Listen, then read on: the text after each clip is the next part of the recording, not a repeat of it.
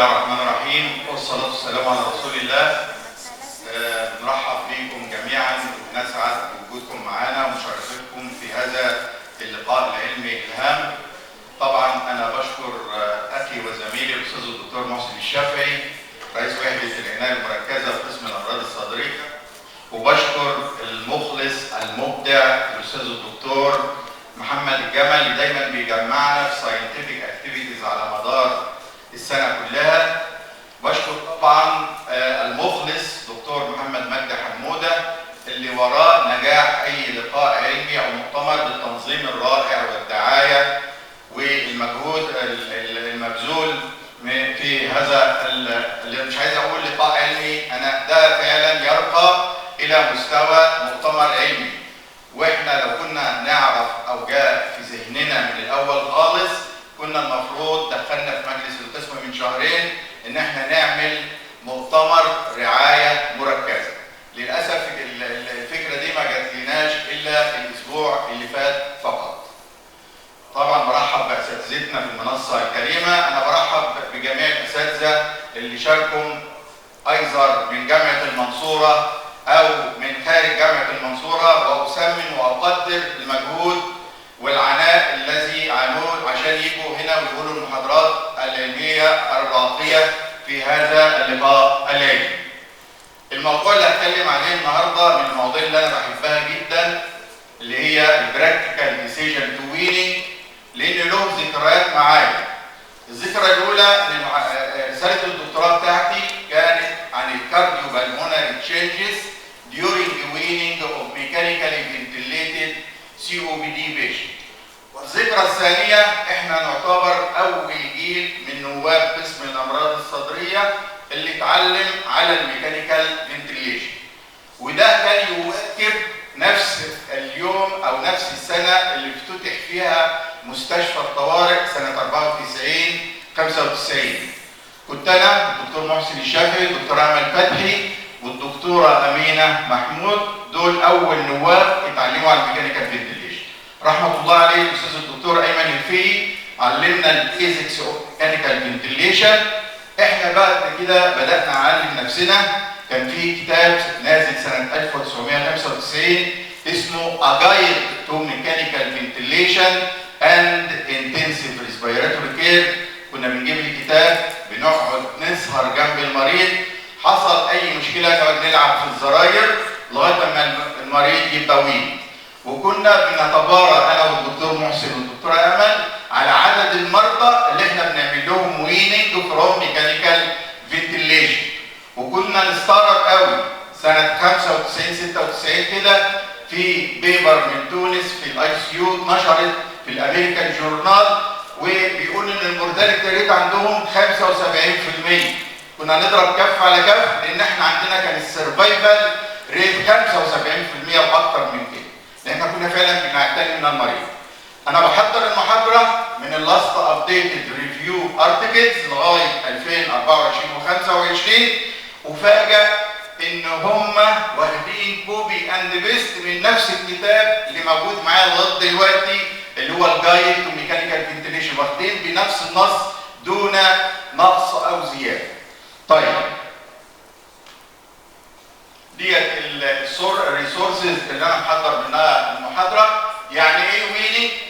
بمنتهى البساطه abrupt or gradual withdrawal of ventilatory support in a staged manner from patients whose underlying cause for respiratory failure is improving. وبعملها في two stages: disconnection of the patient from mechanical ventilation و-removal of the artificial airways. عايزين نعرف ان 75% من الميكانيكال ventilated patients are easy to be weaned off the ventilator with simple process. يعني الموضوع مش صعب ولا حاجه. 80% من المرضى requiring temporary mechanical ventilation can be disconnected within hours or days of initial support. 10-15% من المرضى require a use of a weaning protocol over 24 up to 72 hours. و5-10% require gradual mechanical weaning over longer time. و1% من المرضى become chronically dependent on mechanical ventilation. طيب الويننج should be considered in 4 steps. الستيب الاولانيه adequately treating or reversal of the underlying cause of acute respiratory failure that necessitates mechanical ventilation. نمرة 2 اعمل daily assessment of readiness to weaning. نمرة 3 evaluation of response to a reduction in ventilatory support. واخر حاجه liberation from mechanical ventilation and extubation. الويننج زي ما بيقولوا سلاح ذو حدين. unnecessary delay in discontinuation process بيزود الكومبليكيشنز بتاعت الميكانيكال فنتيليشنز وخصوصا الفنتيليتور اسوشيتد نيمونيا والاير واي تروما. وفي نفس الوقت البريماتيور ويننج carries its own set of problems including انا ممكن اعمل المريض انتيوبيشن المره الثانيه ارجع اعمل ري انتيوبيشن الاقي في difficult ري انتيوبيشن بالاضافه الى compromised gas exchange. حوالي 42% من التايم اللي بيقضيه المريض على الميكانيكال فنتيليتور بيبقى during the weaning period. و20% من المرضى experience difficulty in the process of weaning. طب الويننج اوتكم ايضا يا اما سكسسفول ويننج يا اما ويننج فيلر. يعني ايه سكسسفول ويننج؟ يعني البيشنت being liberated from any form of invasive mechanical support and the absence of ventilatory support 48 hours after extubation. يعني ايه ويننج فيلر؟ يعني inability to pass a spontaneous breathing trial or the need for re-intubation within 48 hours following extubation. طيب ايه انواع الويننج؟ الويننج بيتقسم الى simple weaning يا difficult weaning يا اما prolonged weaning. يعني ايه simple weaning؟ يعني successful extubation after single spontaneous breathing trial. السكسس ريت بيوصل ل 30 ل 60% والمورتاليتي ريت بتوصل في المرضى دول الى 5 ل 10%. يعني ايه difficult weaning او جروب 2؟ يعني successful extubation after up to 3 spontaneous breathing trials in less than 7 days. يعني ايه prolonged weaning؟ يعني successful extubation after 3 breathing trials والduration بيبقى اكتر من 7 days. طيب في study اسمها واين ودي weaning definition weaning according new definition رجعت قسمت الجروب اللي هي الثالثه ديت اللي هي بتاعت البرولونجد weaning into 3A و 3B. 3A اللي هي prolonged weaning leading to a successful wean 7 days or more after the first spontaneous breathing trial. و 3B اللي هي prolonged weaning without success. عموما الديفيكالت والبرولونجد weaning جروبس بيبقى معاها lower incidence of success حوالي 15 الى 40% والمورتاليتي ريت بتوصل الى 10 الى 30%. طيب الوايند برضو ضافت لنا على الحاجات اللي احنا قلناها دي بتاعت الانترناشونال كونسنسس كونفرنس. الوايند زودت بقى قالت السيمبل ويننج successful separation from mechanical ventilation or death within 24 hours. وقالت على difficult weaning successful separation from mechanical ventilation or death in 1 to 7 days.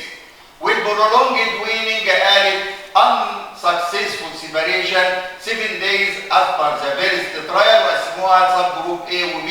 والسب جروب A اللي بتنتهي بسيبريشن from mechanical ventilation will be اللي هم not separated from mechanical ventilation. والمجموعه الاخرانيه جروب no weaning اللي هو no separation trials from mechanical ventilation.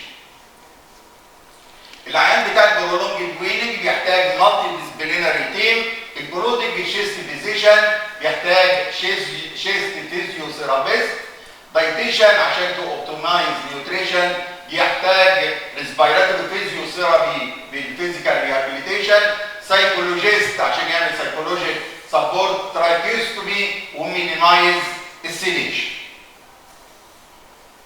طيب عشان اعمل للمريض ويننج لازم اعمل ديلي ويننج اسسمنت كرايتيريا، والديلي ويننج اسسمنت كرايتيريا دي تعتبر بريدكتور اوف سكسسفول ويننج. طيب لازم نعرف معلومه ان في مرضى كتير جدا بيبقوا اكستيوبيتد في الفيرست داي اوف ريدنس اسسمنت تو ويننج، ومن عيانين اللي احنا بنشوفهم براكتيكالي العيان اللي هو بيعمل لنفسه سيلف اكستيوبيشن فقد نجح. 50% من المرضى اللي بيعملوا لنفسهم سيلف اكستيوبيشن دول دونت ريكواير انتيوبيشن. طيب عشان اعمل ويننج اسسمنت في عندي بيشنت كرايتيريا، وفي عندي فنتيليتور كرايتيريا، وفي عندي اوكسجينيشن كرايتيريا، وفي عندي سبيشال كرايتيريا. البيشنت كرايتيريا الكوز اللي المريض دخل بيه او اتحط على الميكانيكال فنتيليشن عملنا له ريفرسال. الريسبيراتور ريت بتاع المريض بقى اقل من 30 بريث بير مينيت. العيان فيه ابسنس اوف فيفر او في فيفر بات ليس ذان 38.5 سنتيجريد، لان كل elevation 1 سنتيجريد اوف temperature بيزود لي CO2 production and the auto consumption by 5%. المريض فيه adequate hemoglobin level اكتر من 8.5 جرام بر ديسيليتر، appropriate neurological وماسكولار status، hemodynamically stable. يعني ايه؟ يعني الهارت ريت بتاعه اقل او يساوي 140 بيتس بير مينيت، او السيستوليك بلاد بريشر بتاعه من 90 ما يعديش 160 ملم ميركوري، نو اور لو دوز فازوبريزور ميديكيشن، والعيان ما فيش فيه الريزميا. العيان فيه انتكت اير واي بروتكتيف ميكانيزمز زي الكاف والجاج ريفلكس. بعمل كوريكشن للميتابوليك والالكترولايت ديس اوردرز، لان الالكترولايت ديس اوردرز من الحاجات اللي بتعمل لنا ريسبيراتوري ماسل ويكنس. adequacy of sleep البيشنت awake، minimal tracheal bronchial secretion، وجود نيوتريشنال ستيتس للمريض اوفر فيدنج، لان الكربوهيدرات في الاوفر فيدنج هتزود لي CO2 برودكشن، ولا العيان يكون اندر فيدنج لان دي هتعمل لي ريسبيراتوري ماسل ويكنس وهتعمل لي ويننج فيلر. فنتيليتور بارامتر، التايدال فوليوم بتاع المريض يبقى اكتر من 5 مللي بالكيلو جرام، الفيتال كاباسيتي اكتر من 10 مللي بالكيلو جرام، والبيد اقل من 8 سم ووتر، والستاتيك كومبلاينس اكتر من 30 مللي بير سنتي اوف H2O، والمينيت فنتيليشن اقل من 10 لتر. الرابيد شالو بريسنج اندكس اللي هو الريسبيراتوري ريت على التايدال فوليوم يبقى 105 فما اقل، وفي ريفيو ارتكلز حاطه كمان الرقمين دول ما بين قوسين حطاه 110 بريس بير مينيت. بيعتبروا الرابيد شالو بريسنج اندكس is one of the superior parameters للاذر conventional parameters، البيست بريدكتور اوف سكسسفول ويننج. الماكسيمم انسبيراتوري بريشر يكون اقل من او يساوي ناقص 20 لناقص 30 سنتيمتر ووتر، وبقيسه بالجهاز ده. الجهاز ده كان معايا في الرساله بتاعتي، ده اسمه رايت سبايروميتر. ممكن اقيس بيه 3 حاجات، اقيس بيه التايدال فوليوم، بقيس الاماونت اوف اكسهيلد اير during a single breath، او اقيس بيه المينيت فنتيليشن ان انا اقيس الفوليوم اوف اكسهيلد اير اوفر 1 minute of normal breathing، وبقيس بيه الماكسيمم انسبيراتوري بريشر. والماكسيمم انسبيراتوري بريشر ده يعتبر is the best predictor of winning failure. يبقى عندنا best predictor of winning success اللي هو الرابيد شالو بريسنج اندكس، والبريدكتور بتاع الويننج فيلير اللي هو الماكسيمم انسبيراتوري بريشر. والديد سبيس تايدال فوليوم ريشيو اقل من 60%. برضه من ضمن الفنتيليتور بارامترز، وانا بشكر الدكتور احمد ان هو فتح القصه دي، اللي هي المفروض السيديشن. لازم اعمل للمريض sedation vacation during mechanical ventilation. دي one of the major part of readiness assessment for weaning. وكلام اللي الدكتور احمد انا متفق عليه، وفي بعض النواب بتوعنا بداوا يطبقوه من الاسبوع اللي فات، لان انا تخيل يا دكتور احمد كل اسبوعين امضي 500 امبول دورميكا 500 امبول فينتانيز، لدرجه بشوف النواب من الكتاب اللي عندهم ان هم اللي بياخدوه. الاتجاه دلوقتي النون بنزودايازبين سيداتيفز از بريفيرابل ذان البنزودايازبين سيداتيفز.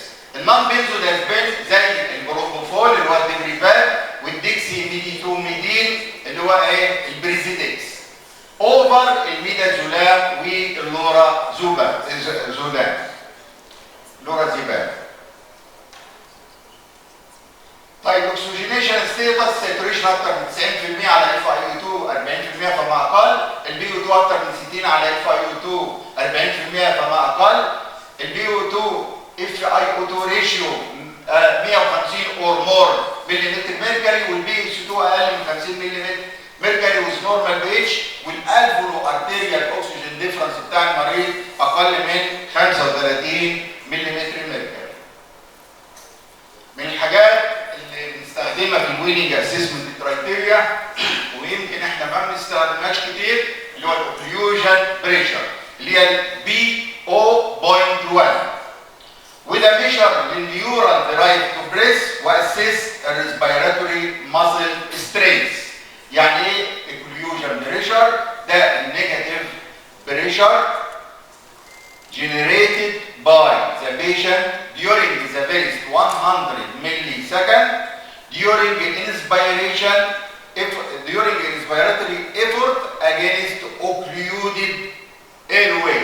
طيب بقيسه امتى؟ بقيسه في السبونتينيوس بريزنج بيشن، يعني ما جيش ادي مانداتوري فنتيليشن يعني عين على مانداتوري فنتيليشن واجي ابص اقوم على المطبق الايه بي او 0.1، لازم يكون العين سبونتينيوسلي بريزنج. الاوكليوجن بريشر موجود دلوقتي على كل الفنتيليتورز الحديثه. اقوم جايب الريسبيراتوري ميكانكس، جايب الاوكليوجن بريشر واقول له ستارت نورمالي من 0 تو ناقص 2 سنتيمتر ووتر. في بعض الريفيو ارتكلز كاتباها من نص الى 1.5 سنتيمتر ووتر، والناس اللي بتقول عليه بالبار ناقص 3 ناقص 4 بار مليمتر. تمام؟ الشاهد في الموضوع ان انا لو لقيت الاوكليوجن بريشر بتاع المريض اكتر من ناقص 6 سنتيمتر ووتر يبقى المريض ده هيبقى سكسسفولي وين. والعيان اللي بيجيب اقل من ناقص 6 سنتيمتر ووتر ده معناه ان هيبقى فيه ويننج فيلير. كروب اندكس ده اختصار لايه؟ سي دايناميك كومبلاينس، الار اللي هو السبونتينيوس ريسبيراتوري ريت، والاول اوكسجينيشن، والبي بريشر اللي هو الماكسيمم ريسبيراتوري بريشر.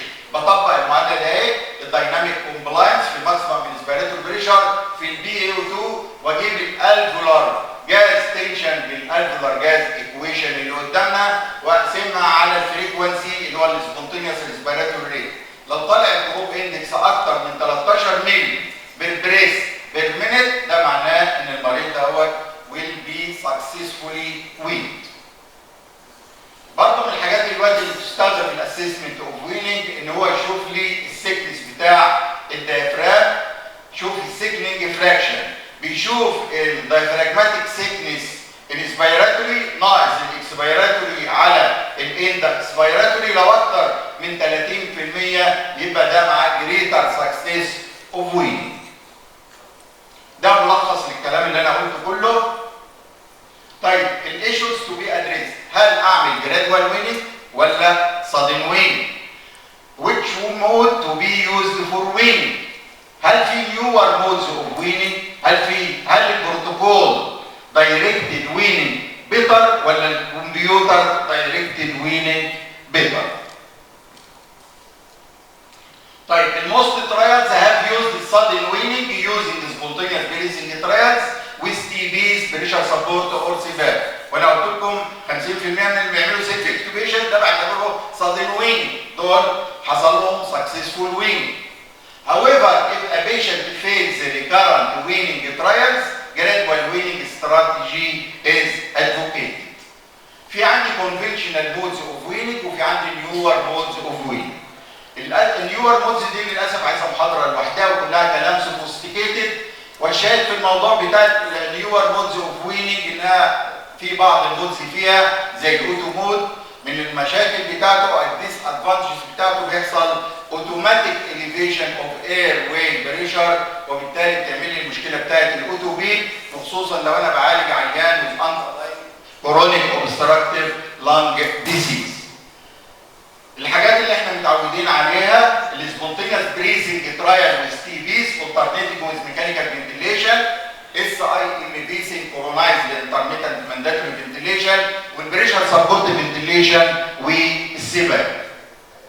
التي تيوب ويننج دي اقدم طريقه للويننج لغايه سنه 1970 ما كانش فيه ويننج الا بالتي تيوب، لغايه ما طلع الانترميتنت مانداتوري فنتيليشن، وحتى تعدل بعد كده بقى سينكرونايزد انترميتنت مانداتوري فنتيليشن. عشان اعمل التي بي سويننج لازم انفولفيل الكرايتيريا بتاعت الاسيس ريدنس او البيشنت اويك واليرت بريسنج وزاوت ديفيكالتي ولو جود جاج اند كاف ريفلكس وهيمودايناميكالي ستيبل. طب بعمل ازاي؟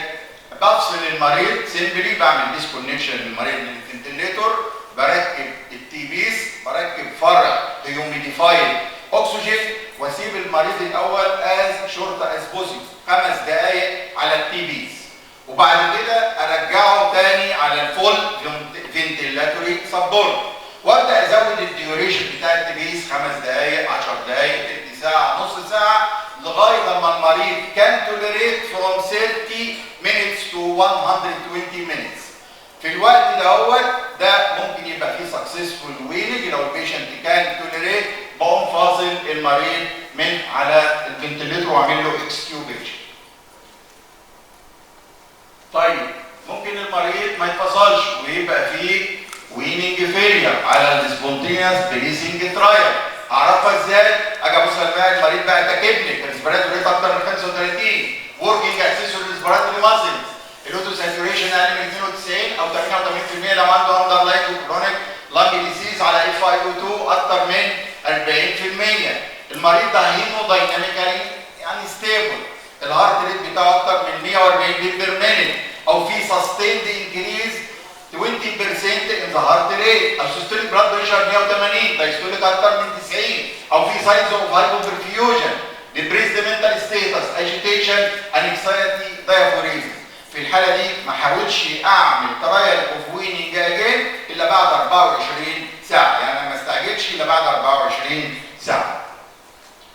تاني مود اللي هو الاس اي ام في، ان انا بدي مانداتوري بريسز باي ذا فنتليتور، هنفرض بدي 15 بريس بير مينيت باي فنتليتور، ببص على الشاشه طالب لي توتال 20 بريس بير مينيت، يعني معناها المريض بياخد كام؟ 5 سبونتينيوس بريسنج، يعني معناها ايه؟ معناها ان المريض كان دو 25% of the total respiratory work.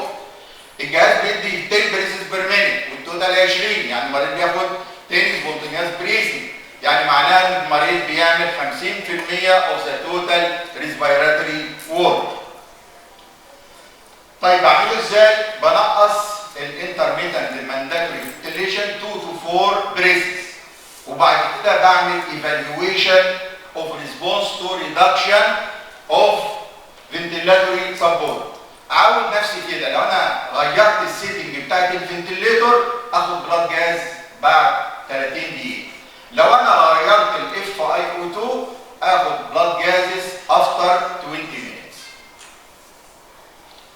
ابدا اعمل ريدكشن مرتين او 3 مرات في اليوم بنفس الريت دهوت لغايه ما المريض يوصل لريت 2 to 4 اوف سبونتينيوس فنتيليشن. بعد كده يا اما اعمل له اكستيوبيشن يا اما احطه على سباب او التي بيز. للاسف الاس اي ام في according to 2 landmark studies يعتبر اسوأ انواع الويننج، ودايما لما بستخدمهم مع البريشر سبورت بيبقى افضل، بيجيب نتائج اكتر. ولذلك التو ستاديز دول قالت ان الاس اي ام في has the worst winning outcomes and it is no recommended and better avoided for winning. سباب يعني ايه؟ continuous positive airway pressure. يعني positive airway pressure during inspiration to augment the respiratory muscles and during expiration to prevent the collapse of alveoli وبالتالي improving الاكسجينيشن. نفس الكلام انا بدي للمريض سباب، هحطه على سباب لمده 5 دقائق وبعد كده ارجع اوصله ارجعه تاني للفول فنتيلاتوري سبورت واعمل له 2 or 3 ترايلز بير داي لغايه ما اوصل لاقل حاجه المريض كان توليريت ذيس ريدكشن ان فنتيلاتوري سبورت.